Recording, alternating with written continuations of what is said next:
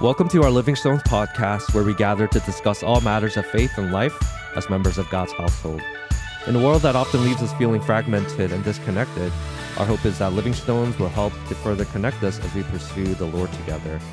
I'm your host, Siyoung, and today we'll be discussing and responding to the recent petition that was released by the teaching elders and various leaders within our denomination, the PCA. And the petition was called A Call to Prayer and Lament. And we'll be responding to this particular petition. Joining me today is Pastor Paul and our special guest, Pastor Billy, who is the senior pastor at New Covenant Presbyterian Church in Johns Creek, Georgia. And he also serves on the PCA Administrative Committee as the Korean Relations Representative.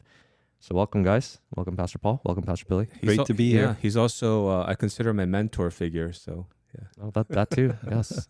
That's my greatest above accolade. all things. Yeah, it's your older brother, mentor, helped me through midlife. Oh, wow. I Special place. really appreciate that shout out. Yeah, so we are talking about a weighty topic today. It's because it concerns our denomination, and it really exposes some of the tensions that exist within it. But before we move on, I do want to kind of set the context and maybe ask Pastor Billy, could you kind of give us some background on this particular petition? What are we discussing here today? Yeah, sure. We won't read the entirety of the document, but I believe it was about 3 or 4 weeks ago. It wasn't that far long ago, but this month in December, published on a website called PCA Prayer and Lament.com. You can find it. I'm sure it's going to be linked with this podcast somewhere. But you could read it for yourself. It's not a long document.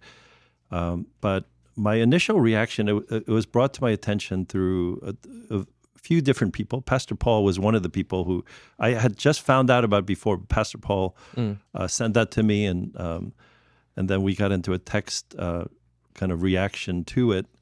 But my initial reaction from other people, I was like, was why? Why did you have to do this?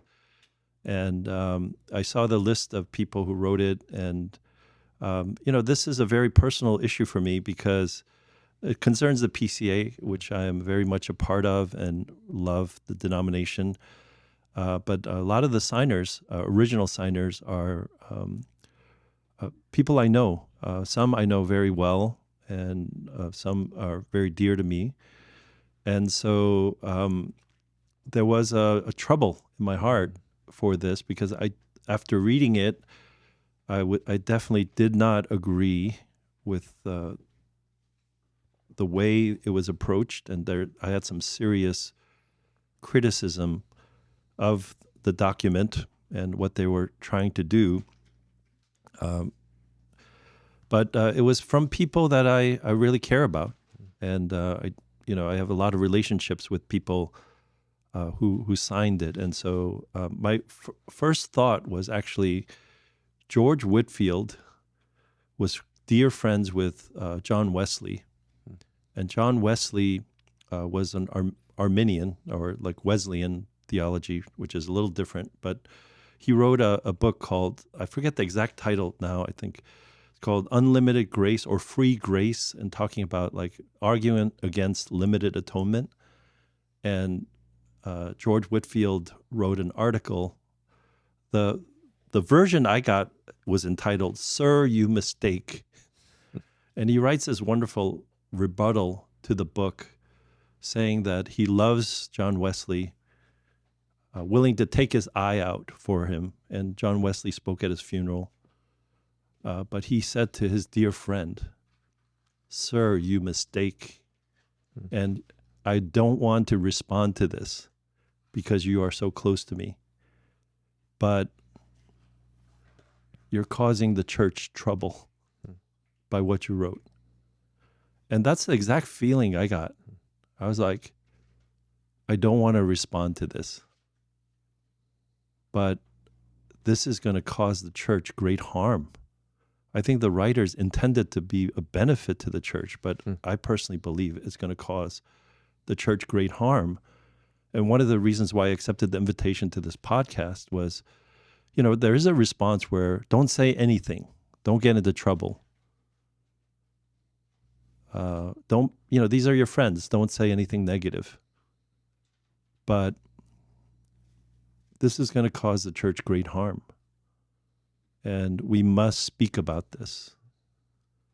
And so I would like to speak about this, but not to condemn people necessarily, but to have us take a look at this more seriously and critique it where critique is needed.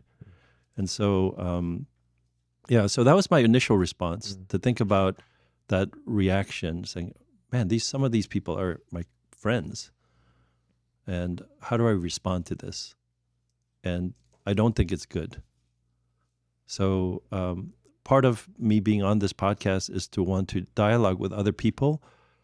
And it's not, I don't want to pontificate about this is wrong or that is wrong per se and be on a high horse about those things. But for me, it's more of like, I need some help articulating these things.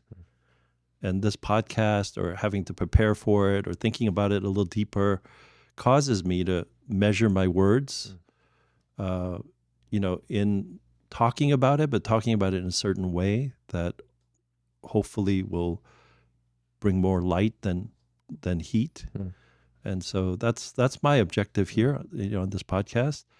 And happy to be here with you guys and talk about this very difficult subject. Yeah, glad you're with us. I'm not sure if the camera's catching it, but Pastor Billy is getting all teary-eyed, really pouring out his heart already to this issue. And I'm glad he's with us. Like I said, he's been a mentor for me. I wanted to introduce him to our church members, and the podcast, this ministry is primarily meant for the members of the church, right? And so, but of course, if those outside the church are listening in, we do hope that you'll benefit from this. When I first read the document, I was deeply troubled as well. Not because everything that's written in there is baseless. I mean, anyone, they're going to have their grievances, right? They're going to have issues and some, example or thing they can cite regarding racism or feeling maybe marginalized at times. And that's sort of, in some way, our common experience if you're in a minority group. But if you read the document, they say their hope is to build more unity, right, and build a culture that's less suspicious. I think that's the language that was used. But in my mind, it was gonna do the exact opposite of that, right? And it just, all of us here, we're trying to build a church and a ministry and a denomination, right, that is more unified, that is less suspicious of each other. But, it's going to be harder for us now, right, to engage with our brothers and sisters in our denomination that we've been serving. And so I think that's a bit heartbreaking for me. I think there was a better way to go about this. I really did not like that this was just made public the way it was, because it just creates a lot more questions. And of course, people who don't know the PCA that well, they're going to assume the absolute worst and not really understand the nuances here within each argument. And so, I think it's going to sow just more confusion and division in the end. And in some way, like even our members, as you know, they're asking questions like, what is this about? And so again, this episode is meant to offer some clarity on these issues. And the laments are divided into 4, and each of them are quite weighty laments, or in one sense you could view it as charges levied against kind of the PCA at large. But before we get into like the specifics, right? There's language of schismatic culture, minority and female leaders being sidelined, theological rigidity, uh, and these are some heavy languages that's being used. But I kind of want to get you guys' thoughts on like what has led to this, these charges or these laments, so to speak. Have there been existing tensions that's been simmering? I'm sure this didn't come out of nowhere, right? Yeah, being someone who works with the administrative committee, which is sort of the communications hub of the PCA, as the Korean relations representative, and I've been a PCA pastor since 2004, so the past 21 years, and being very involved on the GA level, attending almost all the GAs. I think there was a 3-year period where I was in between a call and I wasn't able to go to GA. General Assembly for our listeners. Yeah, GA meaning General Assembly, our national annual national meeting. I think I have a fairly good assessment on this, but it is my opinion, and who knows what the authors intended. The immediate context, I believe, that why this lament comes at this time was in September, Erwin Entz, the coordinator of Mission to the North America, MNA, our church planting division of our PCA, General Assembly, he was the main executive leader of the MNA, and he was asked to resign for, there's a whole background to it, but I do think his asking to be resigned and his resignation at the end of September was the catalyst for this, where minority leaders, Black and Asian, who've had issues with the PCA for a long time, and with the resignation of Erwin Entz kind of being the thing that sparked this. Because he himself is an African American. Yeah, he's African. He was the first. Well, actually, he was the second African American, or he was the second minority moderator. Lloyd Kim being or Alex Jun being the first moderator, and then he was the second minority high-level General Assembly leader. Lloyd Kim being the first one in MTW as coordinator. MTW coordinator means it's like the president or executive director of these committees, and so that's the highest level of leadership in the PCA. So it's kind of ironic some of their laments come after great progress in minority leadership on the highest level. But because one of them, Erwin Entz, was sort of ousted, for lack of a better word, it caused a lot of tension, I know, within the minority community. And I think this is kind of a result of that. That's my opinion. But there were other things as well, like where, because in it's just particularly Lloyd Kim being the coordinator of MTW, which brought a lot of minorities into the PCA in 2014. 2014 he started, in 2015 I think he was officially voted in by the General Assembly. Since then, for the next 5 years, there was more minority presence on the General Assembly level. That's the irony of this. Because the minorities had, we were installing minority coordinators, top leaders, moderators. People were asking me, white leaders in the PCA, how can we get more minorities into the PCA? They were asking me for help to get more staffing. And more minorities have come into leadership positions in the PCA in the last 10 years than ever before in the PCA's history. I could say that for a fact, but this grievance comes out of, as the minorities were gaining actually a lot more access, then there was post 2020, post-COVID, there was all this polarization and everything, and there was somewhat of a conservative resurgence in the PCA. And it wasn't necessarily in response to the racial issue. It was about some progressive issues that were going on in the PCA. And so a lot of the recent votes in the PCA have gone sort of the conservative, some people call it fundamentalist way. And a lot of the people who are more progressively minded in the PCA, some of them minorities, not only minorities, but they felt like all this progress that were being made with minorities being in the PCA, being in leadership, was taking a backward position. And there is, I would say, more of a conservative rise in the PCA more recently. And that's a whole nother story. But I think as a response to that, a lot of the minorities who were more sympathetic to a more progressive viewpoint started to get very frustrated with this conservative resurgence. And Erwin Entz's resigning has something to do with this conflating, this collision of the conservatives, who are making issues of some of the things that Erwin Entz was doing and so forth. And so as he was ousted, the frustration level among the minorities got really high. And I do think this is a product of that.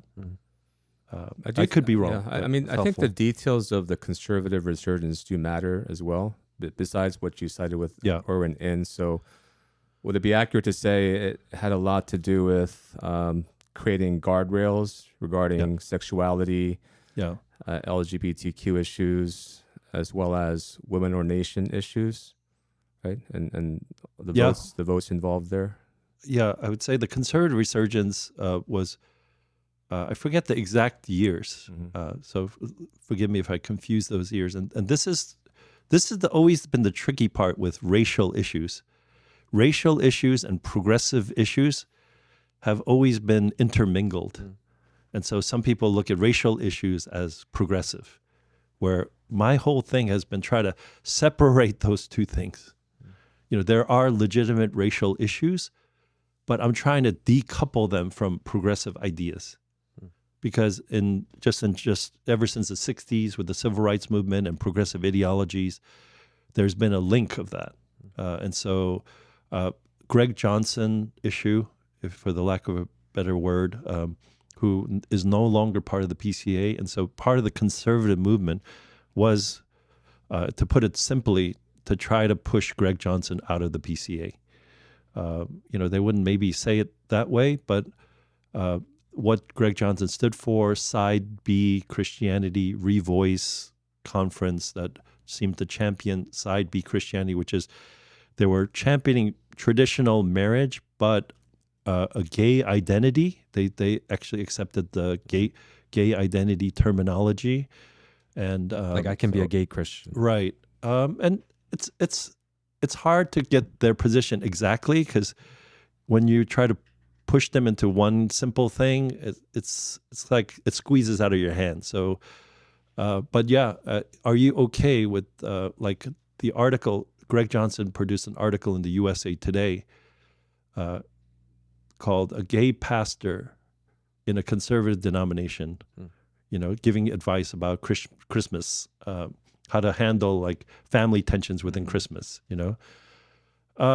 Should you call a PCA pastor a gay pastor? I just simply boil it down to that. Okay.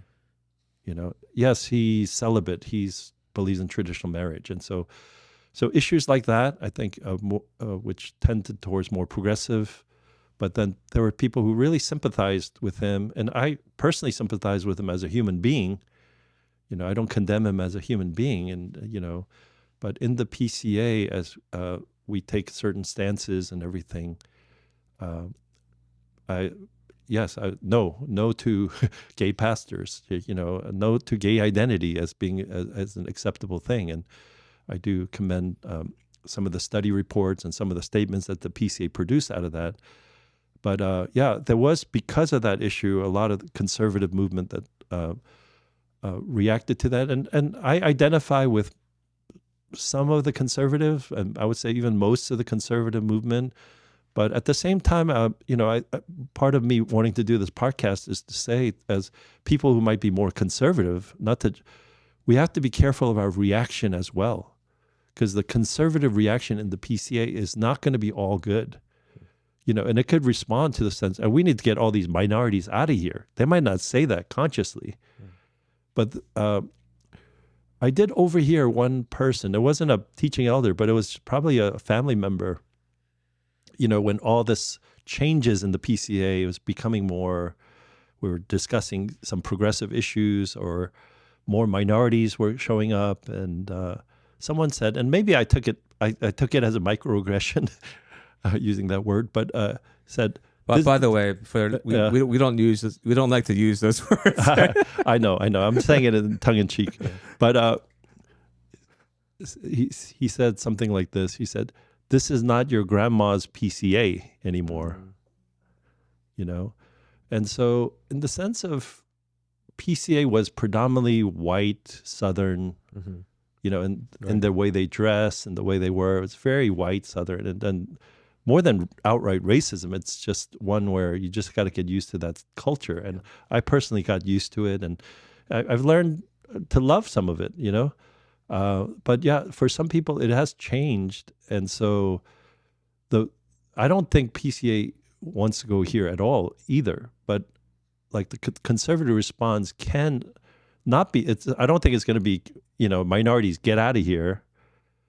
But they can button down so much that the conservative reaction can be like, oh, we need to go back to confessional, our original roots.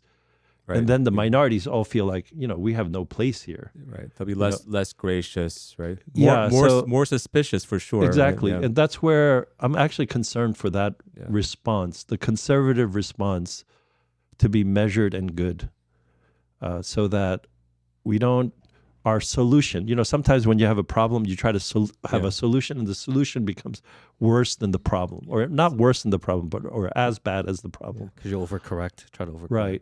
Right. And so that's actually my concern as well, that as a conservative myself, we don't overreact to something that the corrective becomes maybe worse, or it's not as good as it should be. Right, that it creates further problems, and these things, because of this prayer and lament, is going to bring forth a lot of serious talking and issues.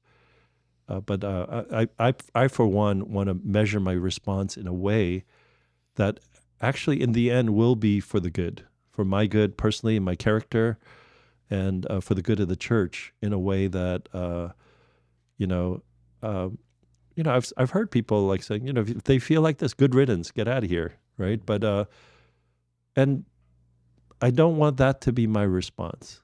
You should be grieved for your brothers, and that's where George Whitfield's relationship with John Wesley has always been informative to me, where you can call people to their mistakes, but do it in a way where you might lose friendships, but you don't want to be a jerk about it, right? And you want to make sure that it's truth that you're really bringing forward. Yeah.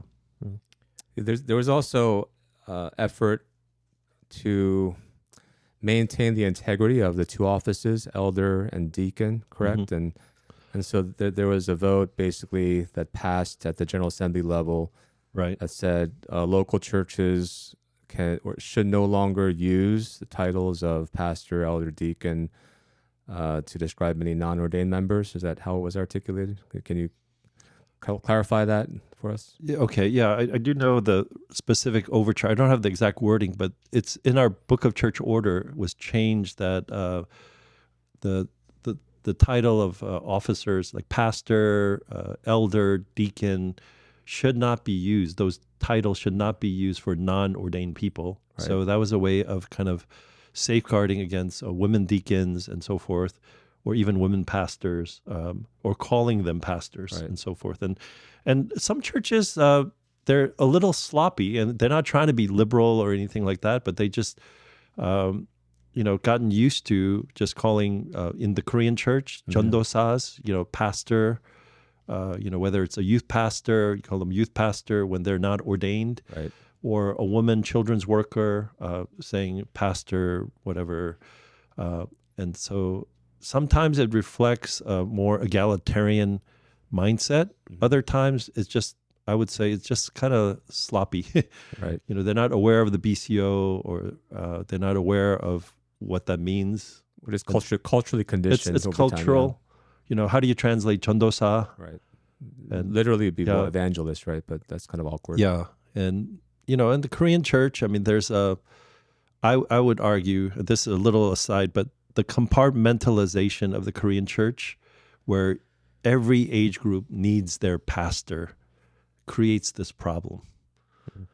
Because you've been so compartmentalized, you need, even in a small-sized church, you're going to need like 4 or 5 pastors because it's so compartmentalized.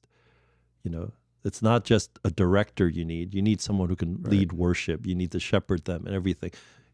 So I see that it's an unsustainable model for the future, this compartmentalization in the Korean church. I know this is not the topic, but it's a whole different episode. Yeah. Pastor Paul, and did you mention that the ordination issue because you're reading that into one of the No, it's definitely it's definitely in the background here. They are responding when it talks about the minority and female leaders and feeling marginalized and not as involved. That's in the background. Yeah, so there were some overtures to change the Book of Church Order to make it more clear, to guard against these other things that were happening in some PCA churches where they were allowing for commissioned. They're not ordained, but they're commissioned. They're called, deaconesses or commissioned deacons, or even the term shepherdesses were being used in some churches and so forth. And, I'm sure they have their own justification for it. I think the phrase empowering women. So there are some churches where they didn't go all the way to say we believe in women's ordination or women pastors or things like that, but they try to give places for women by giving them titles which were like office holders. And so the PCA made a decision to make sure that you're not giving office titles to non-office holders. Yeah, and then we noticed that there were some folks, I guess, policing this and trying to litigate this online in some way. I think you mentioned earlier, Save the PCA, .com, was it? Yeah. It's basically a website that calls out all the PCA churches that have women deacons or shepherdesses or deaconesses on their website, at least publicly posted, and you kind of scrape all of that information and gather it into like a spreadsheet of all the churches that violate, this the thing that you guys were talking about, like the overture. So I think when they write about like creating a culture of suspicion, I think that's likely what they're referring to, right? Yeah, this is some of the context behind it. Yep. As a we PCA is a complementarian denomination where we do not have women officers, pastors, elders, or elders and deacons.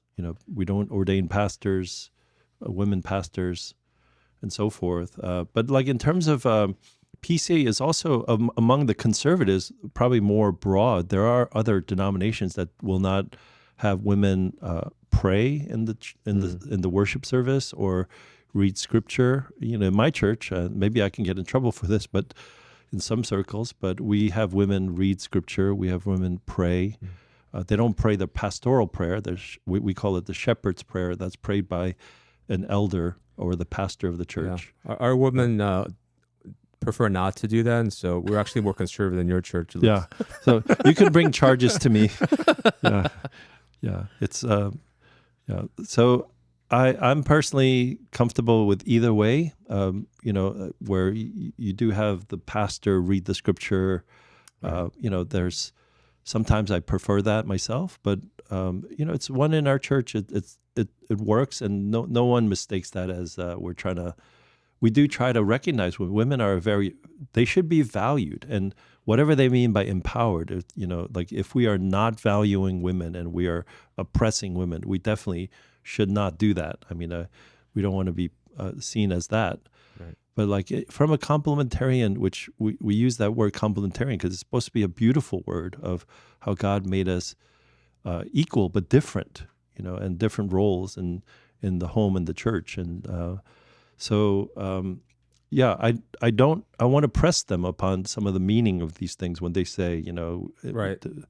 So I think the main problem with the document, right, this letter of prayer and lament, is because it does lack specificity, and they're painting this picture of a denomination that's it seems very sexist and racist, Yeah. and they're bringing these serious charges without offering any specifics. And like, what exactly are they talking about then? Right. So I think we're doing our best to offer some background, Yeah. Right. but making a very clear look. We are a complementarian denomination, but that doesn't mean we're sexist, right? That doesn't mean we mistreat our women or we're oppressive. And Yeah. like, if that's what they're saying, then they have to be clear about it. And if there is an example of oppression or sexism or racism, then you gotta like be very direct in pointing that out. Like, what exactly you're talking about.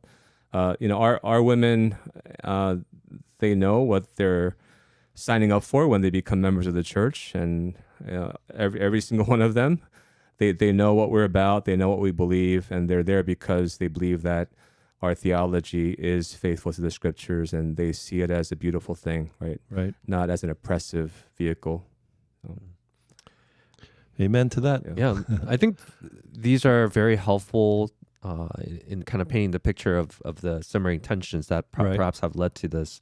And so it's actually really helpful that you gave a lot of background to like the PCA, and I think our listeners will kind of find it helpful in terms of, this is where it might be coming from. There are various things that have happened, Yeah. even in recent months, that have contributed to this. But I think you mentioned this in our earlier discussion. Now, this is a call to prayer and lament, okay? And we see the usage of, I'm pretty sure it's the biblical language of lament. Yeah. There's a whole prophetic book dedicated, Lamentations, Right. to such a thing. And so the way that the word lament is being used, what are your thoughts on this? Okay, I have a few thoughts on this. Lament is a good biblical word, Yes. as you mentioned, but there was a book written by Seung Ra, and he's someone I knew, at one time considered a friend, and we're still Facebook friends. I know what he writes sometimes. But he wrote a book on lament, and it was, I forget the exact full title, but it was laying out grievances about social injustice. So since that book, among Asian American theologians or theological circles, lament has been used not only in Asian American circles, but in more broader progressive circles, that the term of lament, which has been used for social injustice grievances. And, you can say some of the things that are in the Psalms about lamenting the condition of Israel and injustice of the poor or widows and orphans. And, they had to do with injustice issues or, so they took that biblical language, but then this protest language of the modern era, protesting injustice, social, bringing social issues to bear. The language of lament has been married with this, I would say, progressive idea. This is what I'm talking about. Like in the Asian American circles, the language of lament can become there is a beautiful way to do lament. Absolutely, yeah. But there is one, but a lot of times when I hear it, it's like, this is not a lament, it's a grievance. It's a grievance about social injustice or what they perceive to be social injustice. And lament always is a cry to God. Oh God, when are you going to save us? Right? And it's an appeal to God, right? You're lamenting to God, and hopefully the lament ends up, most of the laments, I think there's a few exceptions, end up with praise to God, right? So that's the idea, that you end up in praise to God. And I think, and that's what they're trying to do, I think, by sandwiching their lament with gratitude in the beginning and the end. But if you take a note of it, this is something I would note, that their language in the lament seems to start with gratitude, but the whole tone is the grievance. They're trying to bring out this grievance. And I think the gratitude is trying to soften their grievance. So my thinking was like, if they're so grateful, then is their lament, is it true? Like if their lament is true, then the gratitude seems hollow. And I would say either they're really grateful and the lament is really not as serious as they sound like, or their lament is true and the gratitude is a little hollow to me. Well, it's titled Prayer and Lament, so yeah, yeah. So I that's what I would say. It seems a little inconsistent. Like if you are truly grateful, the tone of the grievances, it's like saying, to a wife saying, I'm grateful for our marriage, but I wish you were completely another person. Like, how are you grateful for the marriage? yeah. And how do you think you're going to save the marriage by saying, I'm grateful for you, but I wish you were somebody else? I wish for another kind of ecclesiological union. How do you say that and think you're going to preserve the marriage? So either the lament is kind of maybe not well worded to offer hope, or the gratitude is very surface and not real.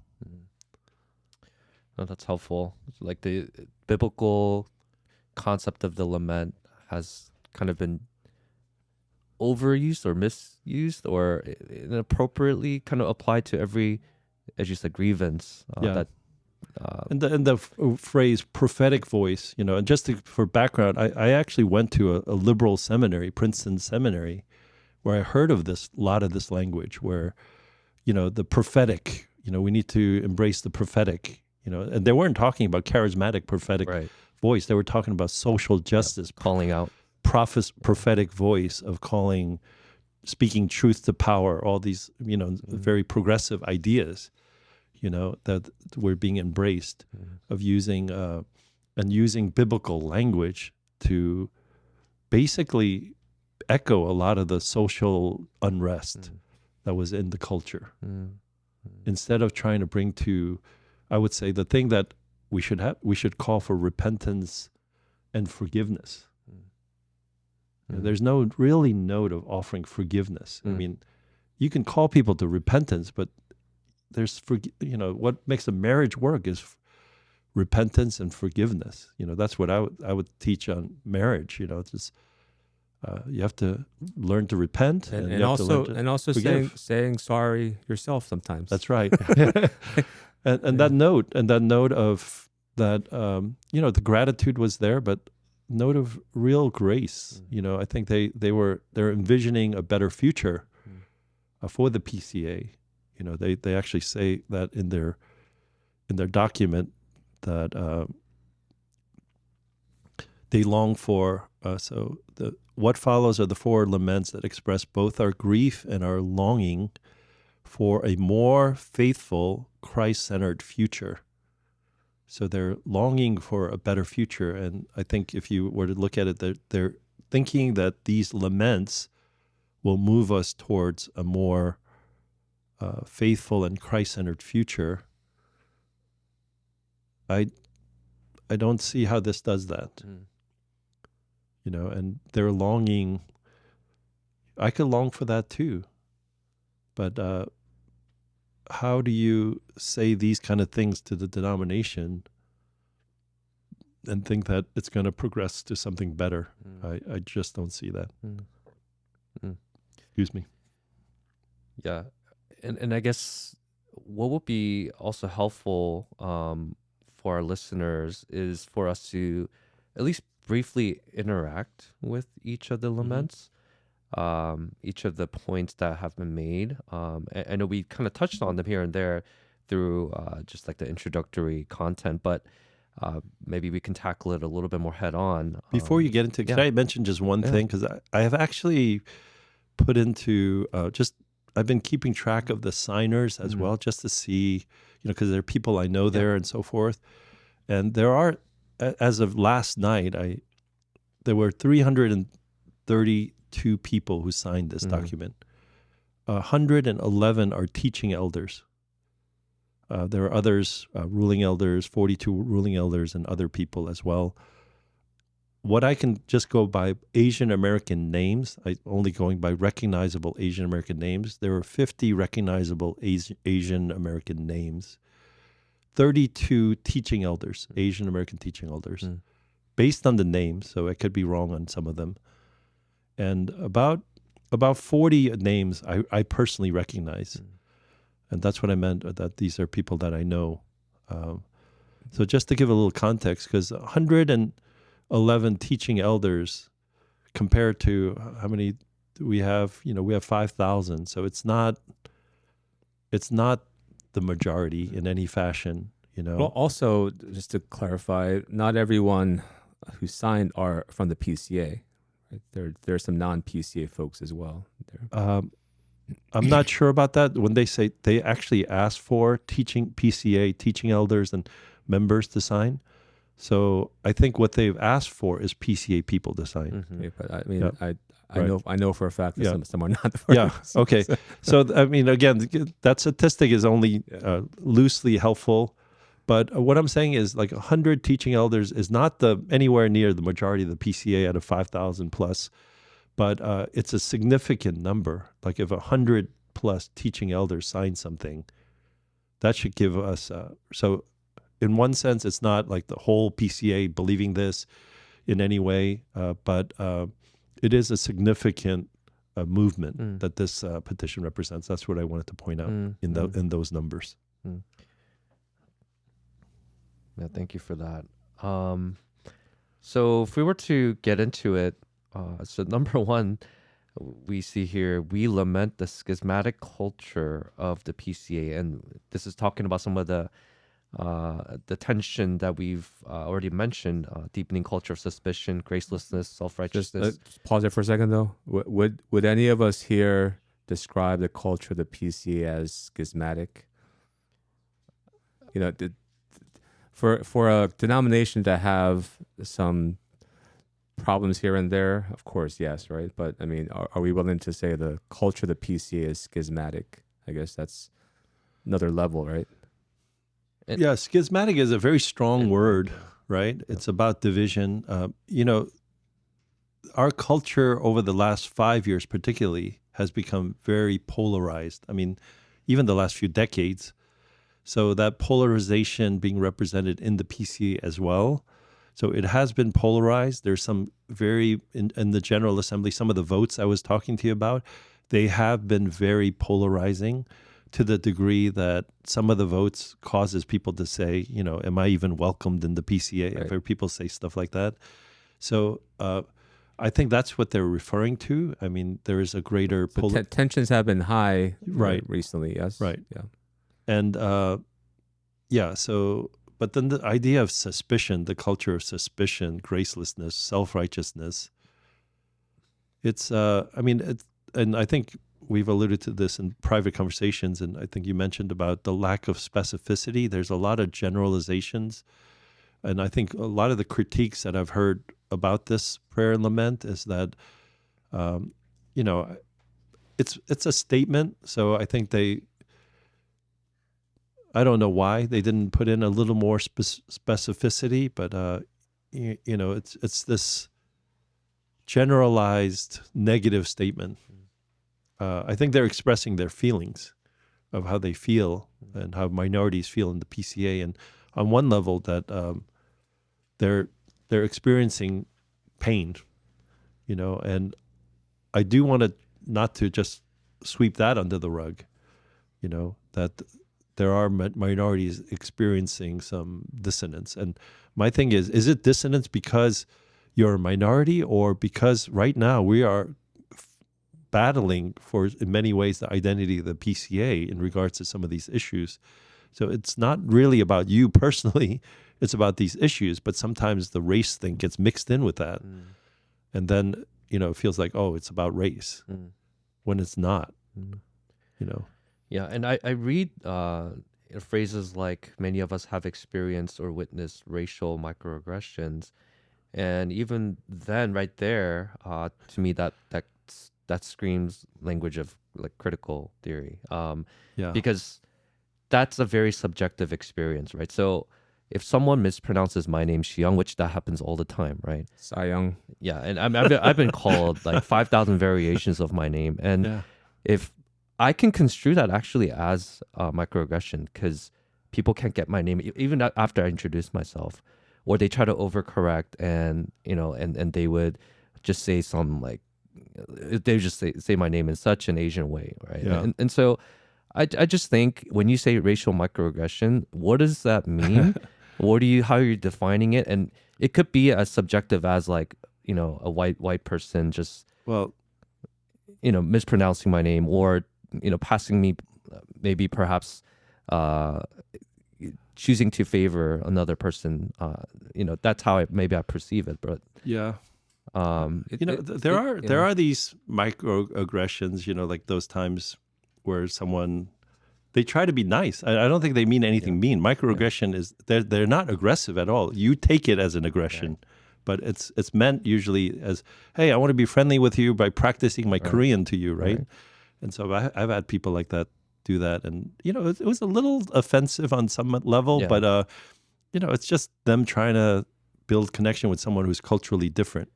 Right. But my first thought when I heard that word microaggression, I mean, that was the first word, racial microaggression.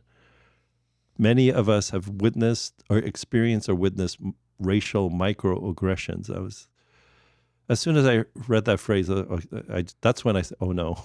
No, I think it weakens their overall argument when they use such language. Oh my goodness, it's yes, unfortunate. definitely.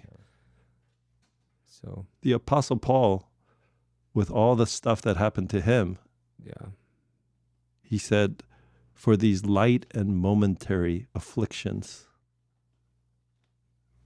If he had this attitude of microaggression, how could he have survived? It's such a, it's a microaggression as a pastor. It's like you have to be thick-skinned. If you take every comment as an aggressive remark, I mean, you're not going to survive in ministry. And I would say, people will have a hard time taking you seriously and respecting you. I think that's why I think the relationship, it becomes more difficult now, not easier, right? To do this kind of language. Yeah, it's not microaggression. It can be a real thing, but it's what I'm saying is it's like if you let microaggressions get to you, you shouldn't even be a leader, because being a leader means tons of microaggressions. Like little things, people say stuff to you, or little nicks. That's racial or non-racial, exactly. Doesn't have to be racial. I'm not trying to belittle that. I mean, I would never use that word personally myself, but from what I've learned in ministry, and even some of us older guys who've experienced overt racism, people calling you, which happens time to time. Yeah. I mean, I'm not going to repeat it, but it was not a microaggression. It was aggressive, and it was not micro. But I think these days, some of these microaggressions aren't even aggressive. Then no one's trying to, it's not animus. They're actually trying to befriend you, or at least find some way to get close to you, but in a way that is maybe mildly offensive to you. But, that's the first thing. We got to get over this. If we're letting these things kind of get to us, then when we actually speak about real racism, it's going to sound hollow. Because there are real issues, but then, if we're talking about microaggression, I think it's so unhelpful, that word. Yeah, you become less approachable, right? People are afraid to approach you. They're afraid of what they're going to say to offend you next, right? So and I think it defeats the purpose. It says they long for a church culture marked by relational warmth, mutual trust, collegial deliberation, and grace. But that can't be achieved if you're posture is, well, I'm going to be offended by pretty much everything you say. Yeah.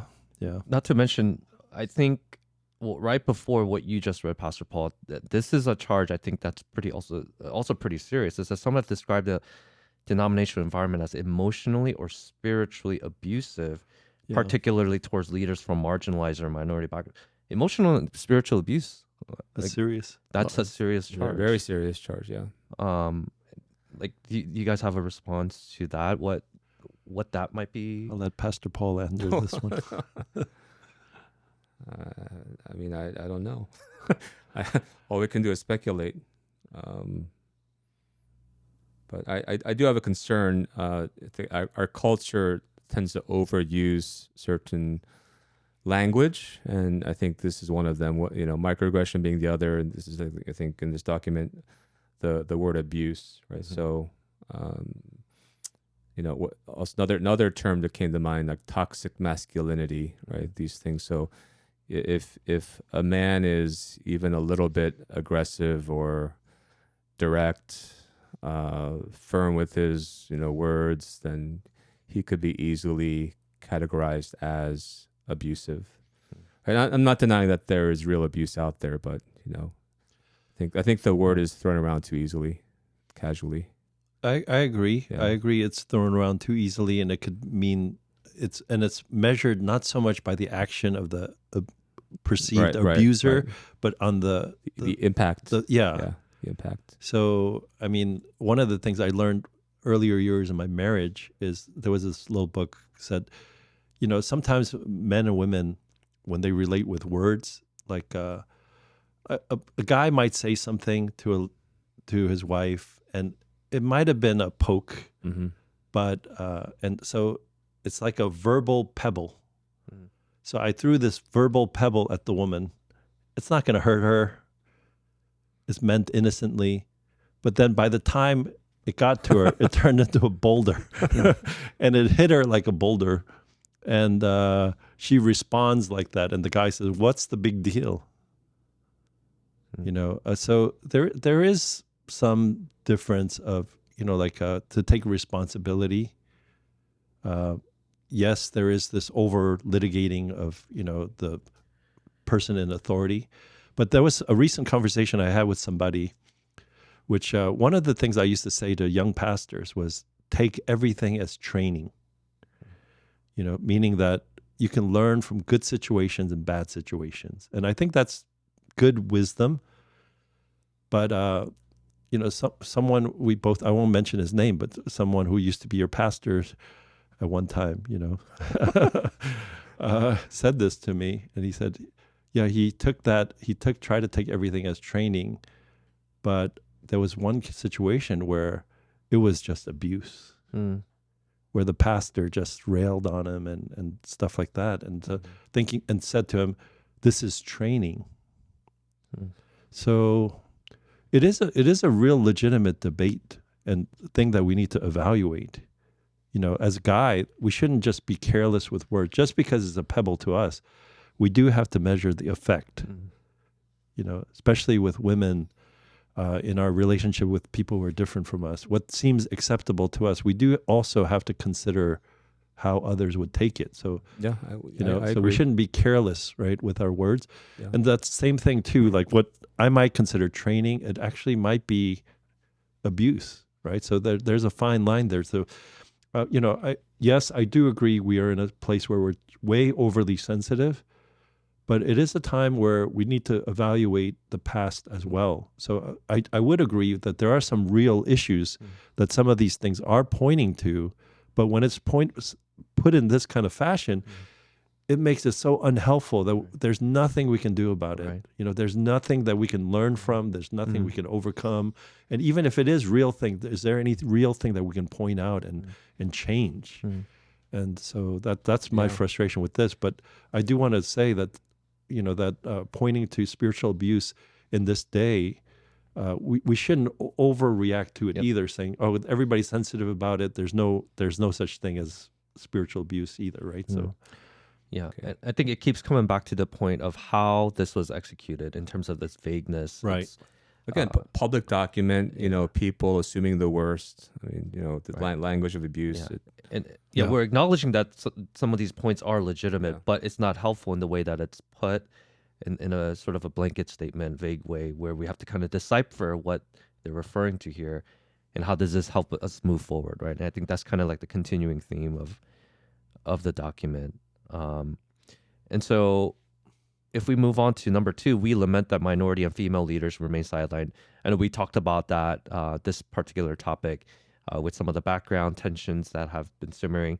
Do you have any other responses or interactions that you could offer in terms of, Yeah, so as I mentioned about the minorities being sidelined or the female leaders being sidelined, I mean, they do mention here that there's in 2016, there was a racial reconciliation and unity efforts that were made.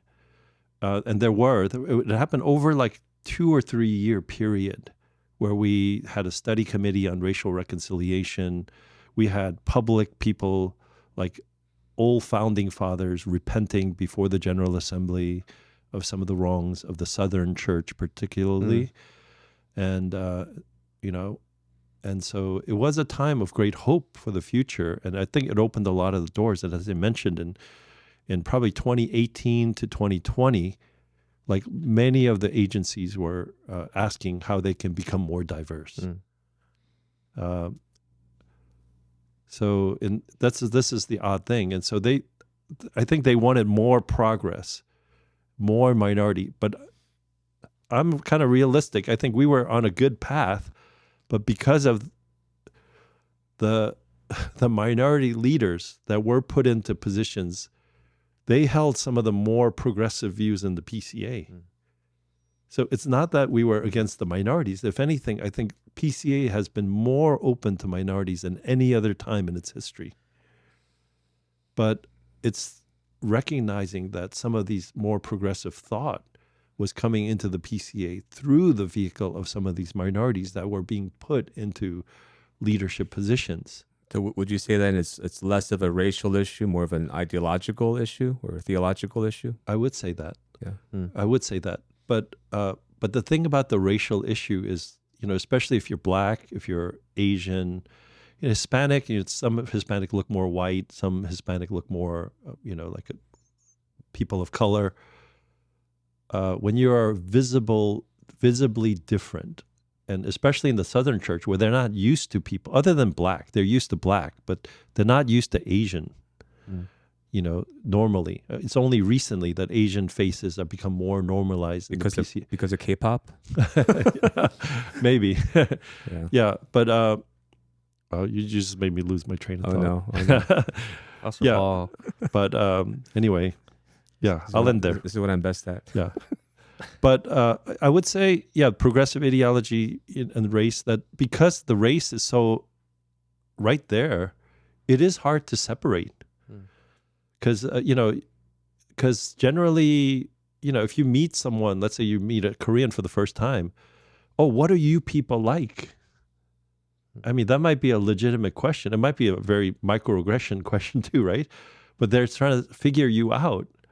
And they're using you, the only Korean they might have met, to understand all of Koreans.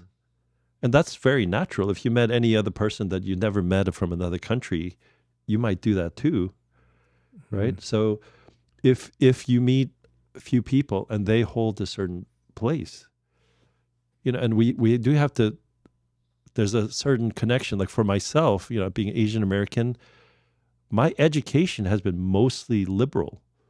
So if you look at my resume of my schools, Wesleyan University, Princeton Theological Seminary, these are some of the most liberal schools, Princeton theologically liberal and Wesleyan just liberal altogether. You might think I'm a liberal because of my education. If you have a lot of Asians who went to Berkeley, who went to, places where a lot of this liberal thought is just the water that you drink every day, figuratively. But you're a natural contrarian, so those liberal schools made you more conservative, right? Exactly. So Thank you for pointing that out. If you went to Westminster, you would have been like liberal. I would have followed Pete Entz and hey, Pete Entz. No need to mention his name right now. Yeah. So I'm a contrarian. So especially in my formative years, God predestined that I would be educated in a way that I can see the faults of some of these liberal teachings. So I gravitated to the opposite of what I was taught. So I think the way that it's also put here at number 2, I think the third line here, ministry methodology are at times discordant with the white and male dominant culture that is normative in the PCA. That kind of talks into also what the progressive thought is out in the world. It's like white supremacy is like a social ill that we're still dealing with. As Pastor Paul said, toxic masculinity. It seems to resemble some of those talking points of what we see, the cultural battle at large, even apart from the PCA. And so, how could we bridge the gap, I guess, within the PCA in this perception that the chasm seems like we're looking at things very differently, even within the same denomination, and so yeah. Did you guys have any thoughts on? Well, obviously, wherever you go, there's going to be a dominant culture, right? So I'm never against the idea of, there should be no dominant culture anywhere. That's just the reality of life, whether you go to a local church or a denomination or a region, right? You have to learn how to assimilate. And if you want to bring about any kind of change or meaningful reform, there's a healthier way to go about it, right? And if you want to be taken seriously, you use the proper channels and build the necessary relational capital you need, the trust. You have to gain trust over time. And I think, a microcosm of that would be my own local church context where, you have a Korean-speaking congregation that was the dominant culture. And, the English-speaking congregation was the minority, right? And when I first got there, all the young English-speaking members were acting like children, but complaining all the time, the CAM's treating us like kids, and I had to be very honest with them. Well, it's because you're acting like kids, right? You're not cleaning up after yourselves. You're not paying your bills, essentially, because you're not giving. And so they were depending on essentially like the parent generation to take care of them. And in the meantime, just whining every week about how they're being mistreated. And so that's not going to go anywhere, right? And, we had to change our mindset and start acting like and thinking like adults and taking responsibility and treating each other with more respect.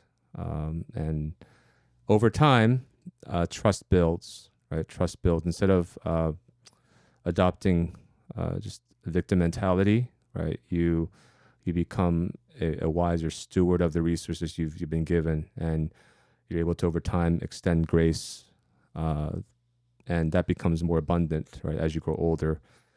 And that's where I think the relational dynamic changes, right? And that's our story essentially at Cornerstone. And now we're the older adult child, essentially caring for and supporting our aging parents. And so I think they trust us more. They respect us a whole lot more than before. And we are true partners in that way. I think that something like that can happen in the PCA too if you just give it time, right?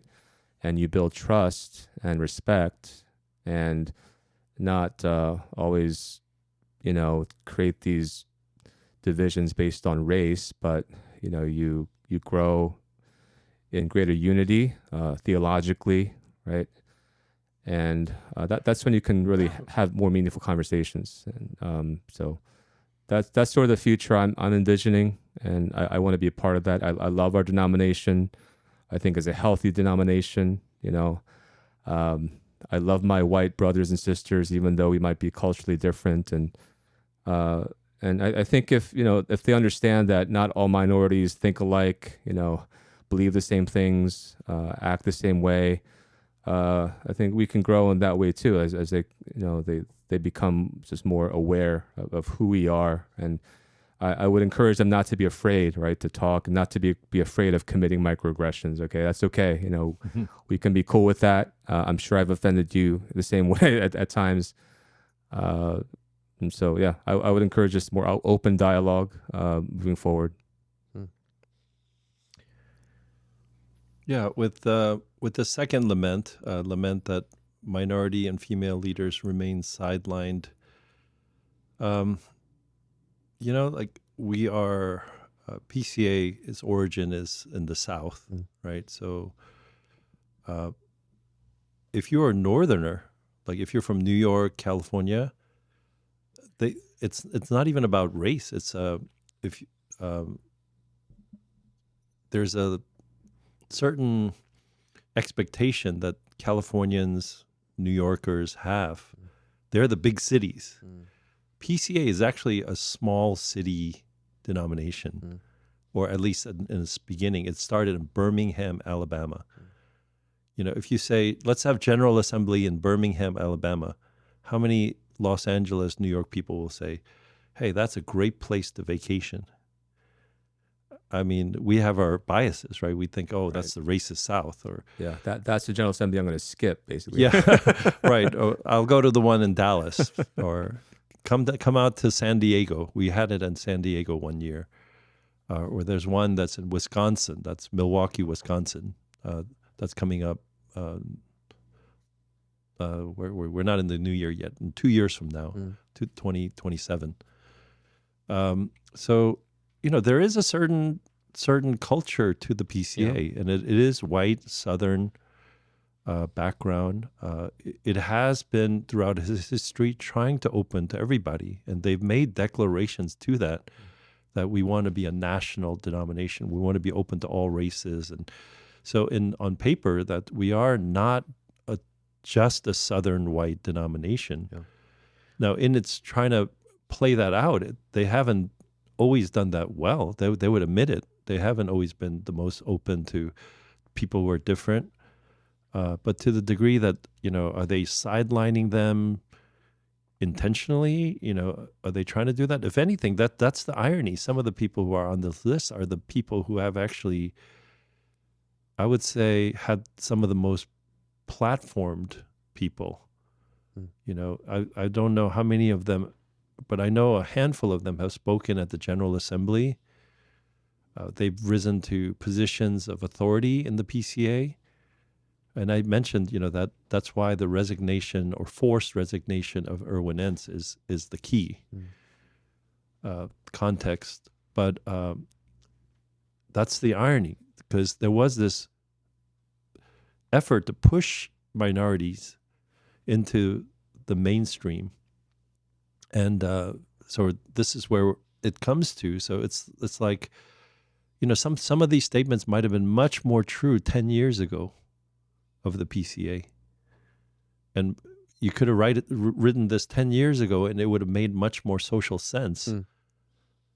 But now it comes off just as like a trope. It's like something that just parroting the culture. Right. And that's the sad thing about it, I think, for me, seeing this, because it seems to, like, so much progress has been made, and this is just bringing us backwards. And so many good progress. And the women thing, that's what it's. They might be referring to women deacons, but I would say, how much do you want to empower women? My sister is a PCUSA minister, ordained minister. In my own family, we have this tension. I'm PCA, she's PCUSA.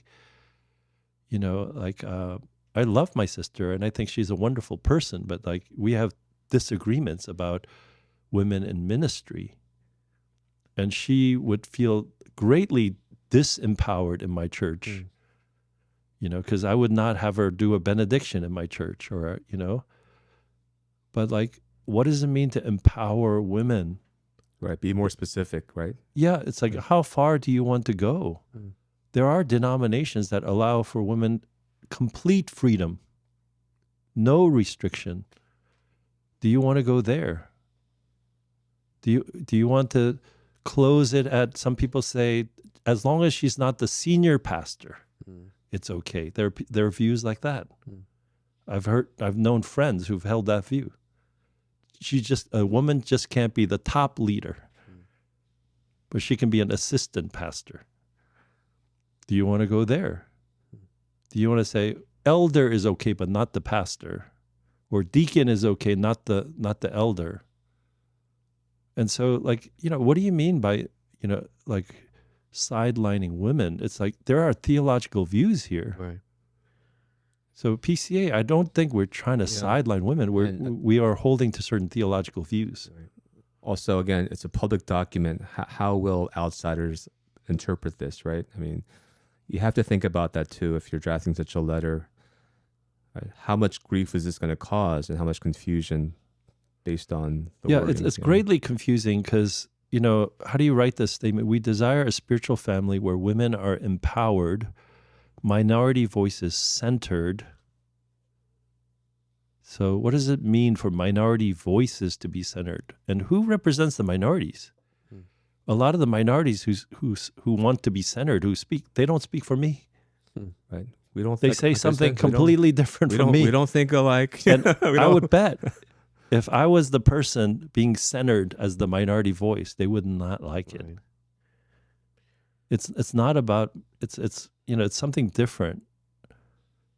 And, to be honest, like any minority can go up to the microphone. The PCA has an incredibly grassroots system where you can write even a personal overture. You can go up to the mic and speak and so forth. And so it's one where I don't know what they're saying here when they say this.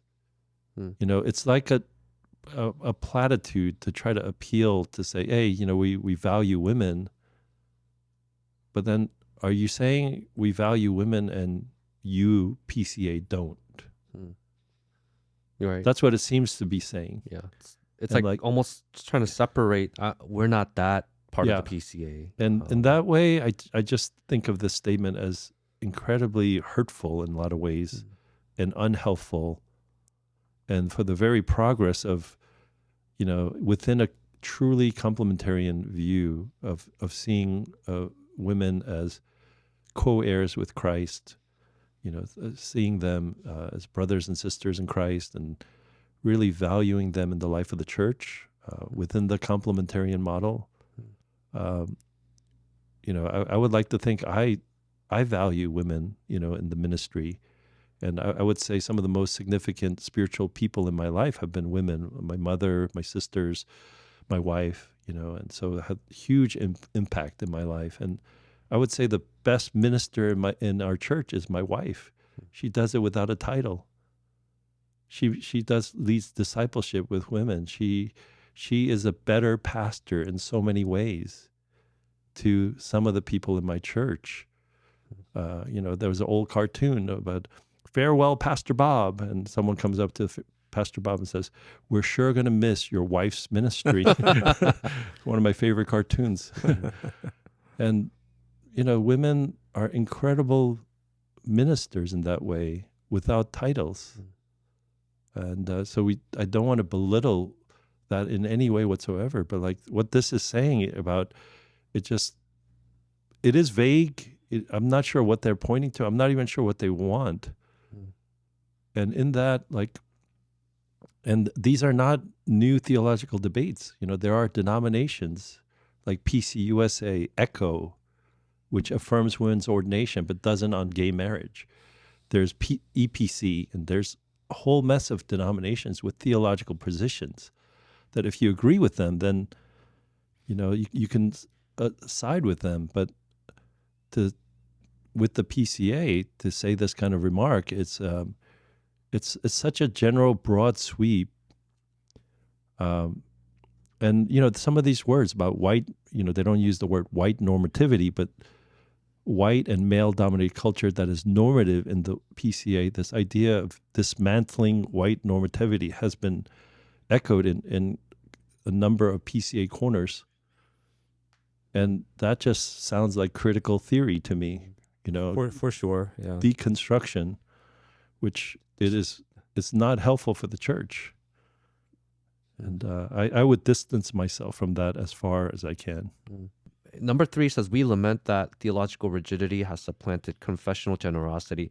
And this is the one that I don't understand as well as the other one. I don't know if this is pointing to like the number 2 and number 4 in the sense that we are making like the secondary issues of women's ordination and all these things. So we're choosing to die on these hills that, we're not. Yeah.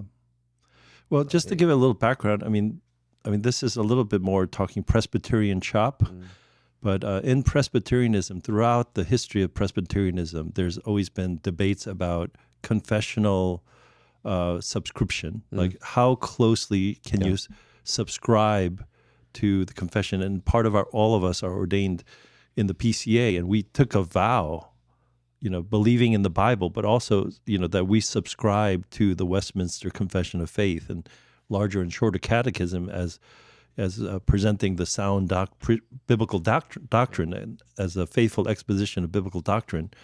And so there's always been this debate is what does that mean to subscribe, to vow to this?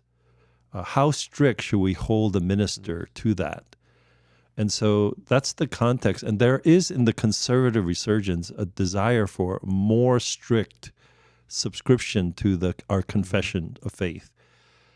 There are others who want a broader tent, and they are for what's called good faith subscription. And I technically would fall under the good faith subscription, actually.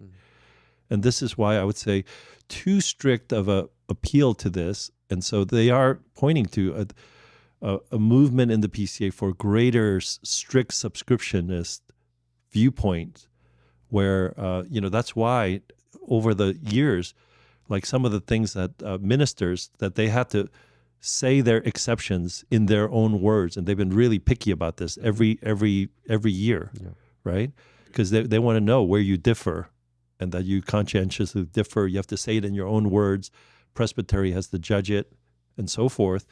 And so this rigidity, if you will, has been more and more every year. It's a little more strict every year because of the changing of our laws. And it seems like PCA is moving to more, the strict subscription people are kind of winning the day a little bit more, even though technically we're still good faith subscription. But there are some parts of the good faith subscription is like they want too much latitude. So they want it to be so broad that it almost means nothing to subscribe. Do you know examples of that? Yeah, that would be helpful. Yeah, I think specific examples of, usually people take exceptions to the Sabbath, right? And those kind of things. If that's all that was, so I don't think people necessarily are, there is an issue per se in. So for me, it wasn't necessarily, it's more about the cultural issues than actually the theological issues that's reflected in the confessions. So in these things, by putting into things where you have to make a statement, right, in your own words, you have to make your theological views known. I don't think it's going to unearth the issues about LGBTQ issues and other issues, right? But it's kind of some of the ethos of the denomination where they're getting a little more stricter, more picky about the language. So it is sort of a culture that's in the air. Okay. So that, and to be honest, in the Korean context where confessional language isn't really well known and well used, that, it's something that we should, if you're in the Korean presbytery, to take a little more seriously about, hey, this is where it's moving.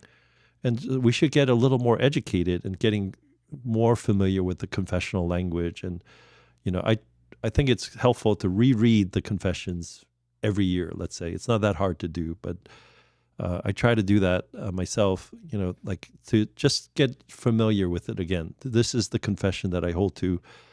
But like, I think they are talking more in terms of a broad, this is sort of the feel of the PCA that's moving, all this and they want to be more confessionally generous, confessional generosity, which they include much a broader theological scope of people. I can't give you specific examples, but in some places, where are the issue of women, because I know in my current presbytery, someone would ask you, what is your view about women deacons? And if you actually say women deacons, I believe in women deacons, you probably not pass. But in other presbyteries, it might pass. But by having laws where that has to be recorded now in the minutes of the presbytery, then the General Assembly evaluates the presbytery.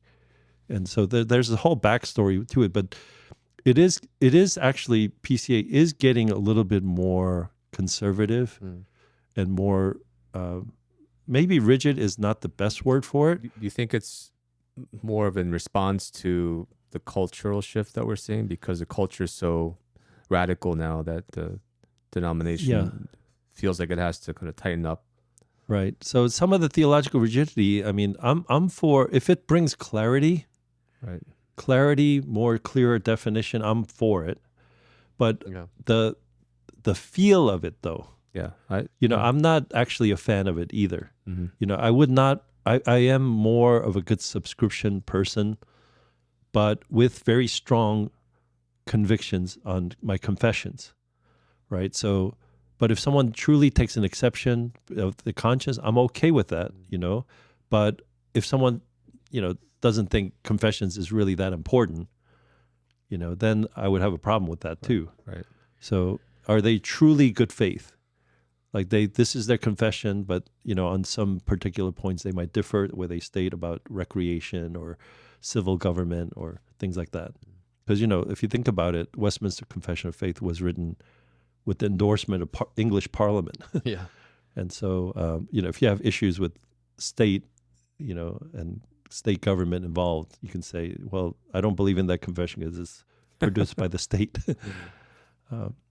But anyway, we're getting a little off tangent here. But I would say, particularly where on this point, I might generally agree, but I think by saying confessional generosity, it's just opening the door for too broad. And the PCA is a confessional. I don't think we're strict at all. If you want to know strict, you got to go to some of the conservative denominations. They're very strict. I was part of NAPARC, this Reformed council that we're part of, the PCA is part of, and we're the most liberal probably of this council. And some of the churches, it's mandated you have 2 services on Sunday. If you don't have a morning and evening service, observing the Sabbath all day long together, by morning and evening, then you can't be part of their denomination. I mean, it's mandated that you have 2 services. I did not know that. Yeah, so like how conservatives you want to go to, right? So there's I think Pastor Jacob might like that. Yeah. Or like exclusive psalmody. Yeah, so exclusive psalmody is the other one that they don't sing any words that's not in Scripture. Right. We are So, by that measure, we are just So in that measure, we are not abiding by the directory of worship, as it was mandated. So that's my appeal as well. Like not everything conservative. I'm not saying those things are bad per se. I mean, they have their convictions. And I've had really good conversations with people from different traditions like that. But, I am a conservative. I hold that title unashamedly. But I'm not an unthinking conservative. Not everything conservative is going to, one thing I learned is labels only mean so much, and my question is, what do you mean by that? Right. What do you mean? Yeah. And, that's what I'm looking for. Yeah. I think more that's a good clarity. point. Yeah. Thank you. Last one we have here, number 4. We lament that the denominational burden has become an obstacle to mission. So the big point here is that the political cultural battles within the PCA have taken a toll in our local context, a local church. Rather than fueling mission in our cities, the denomination increasingly hinders it. The very neighbors we are seeking to love, secular, progressive, non-Christians, LGBTQ individuals, immigrants, people of color, are publicly belittled and demonized, if not by our words, then our legislative actions. Yeah. How would you interact with this? This is also a big Yeah. charge. I mean, more power to someone who's trying to reach marginalized people, but like to only list these kind of people. Yes, we should reach all people, but like this litany of words: secular, progressive, non-Christians, LGBTQ individuals, immigrants, people of color, and immigrants. There, I think they're talking about this recent illegal immigrant, not just people who are immigrant. Yeah. But it's just a litany of, I hate to say it, progressive talking points. Yeah.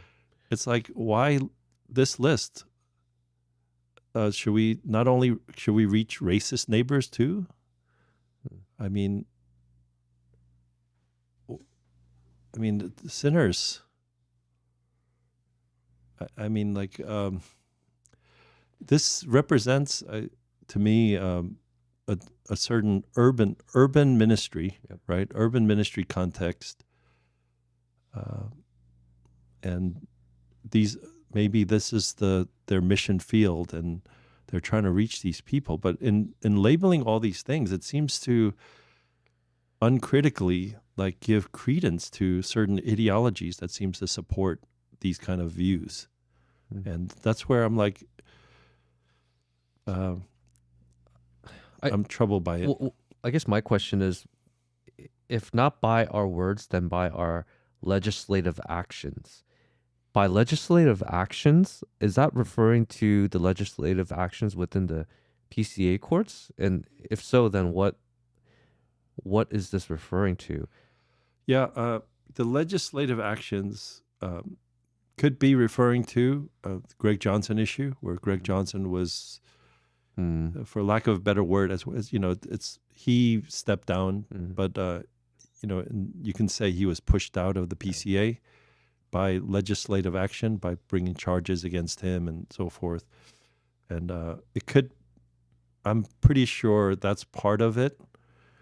But other issues like immigration issue where M&A, I forget, posting. yeah, right? posting about immigrant, like almost seemingly telling them how to avoid ICE inquiries and stuff. And so,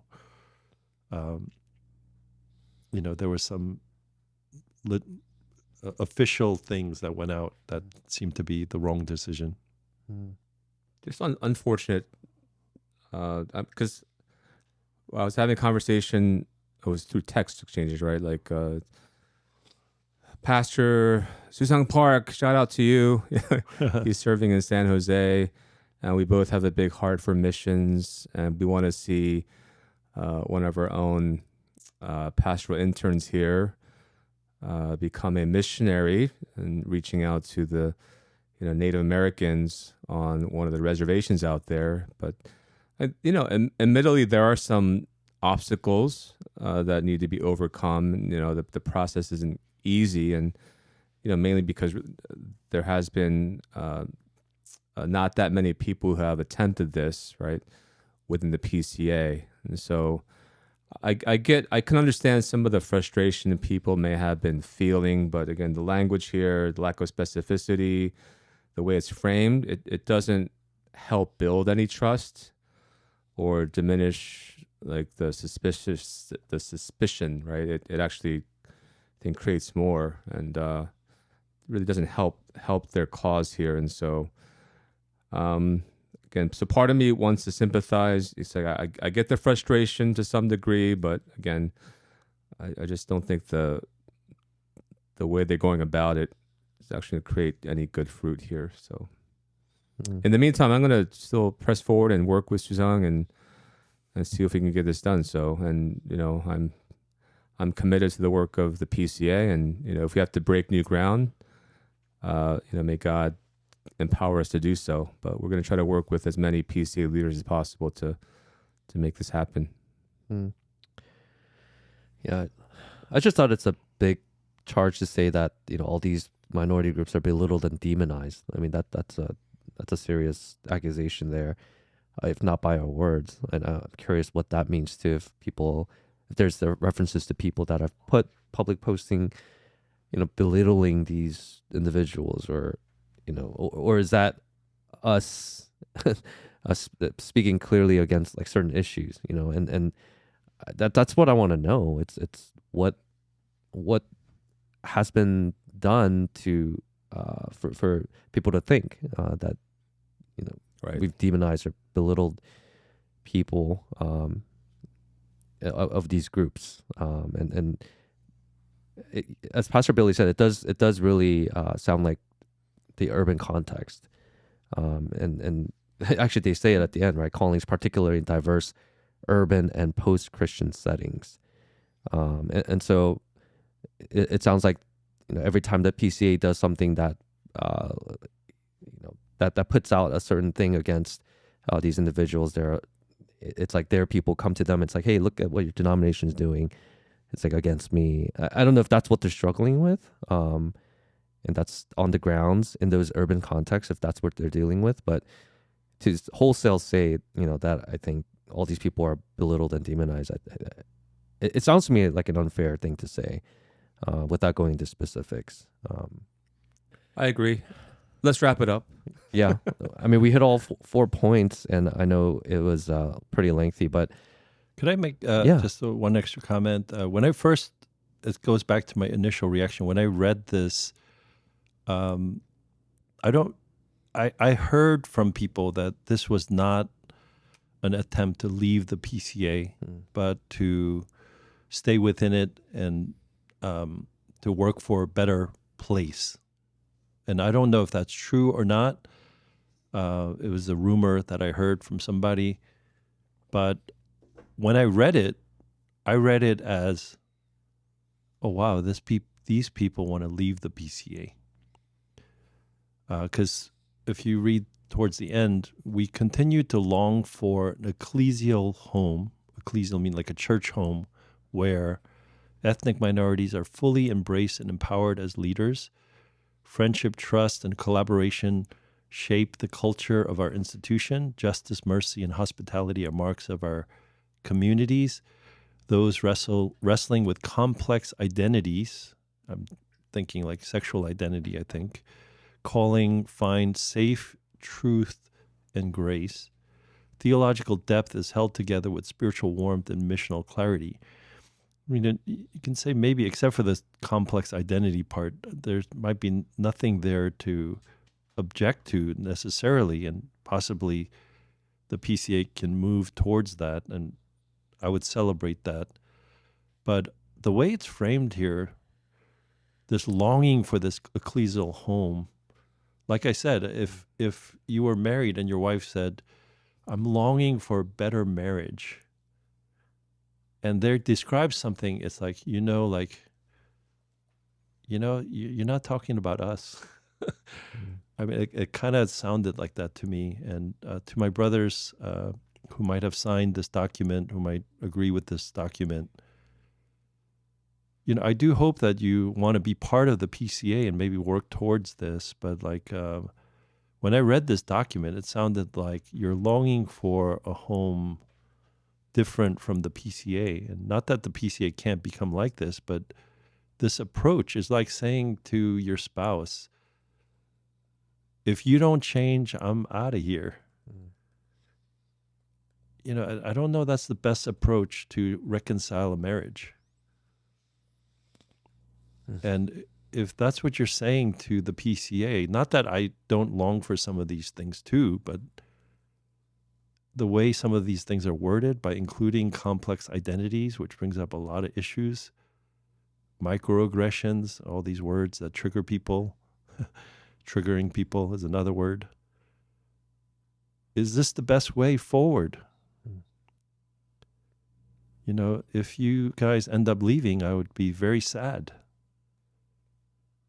But you have to follow your convictions. You know, and the PCA will follow its convictions as well. But don't demonize the PCA for following their convictions, because it's theological convictions that are at odds here, not personal ones. I don't think it's meant as a personal attack. And I don't mean it as a personal attack on any specific people when I say these things to you. But this is not the best way forward. It's not the path of reconciliation. I really hope we can get back to reconciliation and not grievances and not laments, you know, that using that word to just pour out social justice in grievances. I just don't think I think that's dangerous actually for the church. And I'm speaking on this podcast because I do think it's dangerous for the church to embrace these ideas, as much as I care for some of the people who signed the document. I think Pastor Billy put it really well. I would agree with what he shared there. Maybe I can, again, speak to just our broader PCA family, and just extend a hand of fellowship. You know, we're minorities too in the PCA, and we have a deep affection for our denomination, and we really do want to work toward greater unity. We already believe the PCA is a very beautiful spiritual family for us, but of course we recognize that every family has its problems, right? And you know, we're willing to work toward greater unity and fellowship with whatever ethnicity or you may be part of. And so I just want to extend a hand of fellowship and encouragement to work together. Pastor Billy is a bridge builder, right? And I want to just continue to join hands with him and make our denomination more functional overall. Thank you, Pastor Billy. Thank you, Pastor Paul, for your joining us and giving us some insight and thoughtful responses, I think, to this particular petition. As we come to the end of this episode of Living Stones, we hope that you found our discussion helpful and constructive as we reflect upon and navigate through our denominational challenges. If you found value in today's episode, we encourage you to share it with others. Remember that you are not alone in this journey. We are members of God's household, united by our shared faith in the Lord and the desire to grow together. So until next time, may God's grace and peace be with you all. Thank you for being a part of Living Stones.